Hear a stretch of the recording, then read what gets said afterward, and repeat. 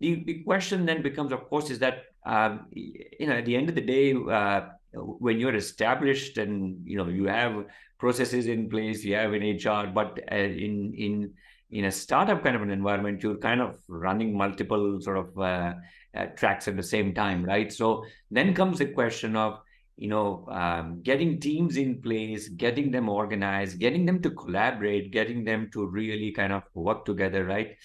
Because if the people strategy in a way kind of goes wrong, right? Everything is hinged upon that, right? The VC says, the BE says that, look, we want X amount of growth by, but how do you get that? Yeah. So what are the ways and what have you seen, right? How do you manage some of that? Because you get into an environment with a lot of effort of recruiting the right people, but now that you've done, you certainly don't have the time to kind of manage maybe in the traditional sense that you would, with BAUs and so on, with in a large setup. So maybe you can share, how do startups do it?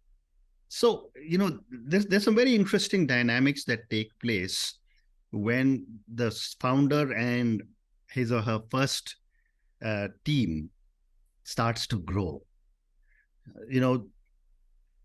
Once the business starts to grow and more people start to come in, the first set of people who feel the most insecure are the first team members, because now they do not get the same time as they used to from the founder.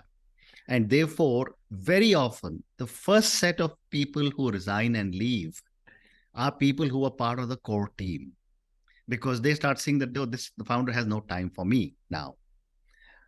Now, the moment that starts to happen, that's when your first level of professionalization or more people start to come in, because now people are joining you not because of your own credibility alone, but now they are joining you because they have started to see that this business is beginning to ramp up and is likely to go places.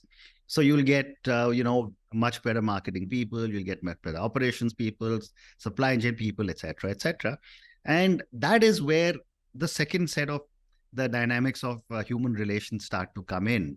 You probably get a really good human resources manager, but then they have their own set of, they all carry their own baggage. They all carry their own, the learnings from different organizations. So that's when the first set of clashes start, that people start saying, oh, this is how it used to happen in that company. And someone else says, no, but this is how it used to happen in that company. And then the founder's role starts to change, because now the founder has to start to say, how do I pull together the knowledge that I have got from so many different places into something that I would call a culture, into something that I would call the knowledge of the organization that I am creating.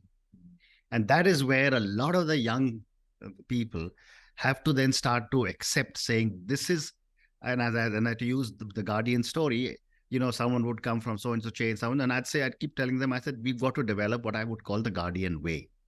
And I think that is what a startup founder needs to do. And his or her young team needs to then be able to support them in this kind of endeavor.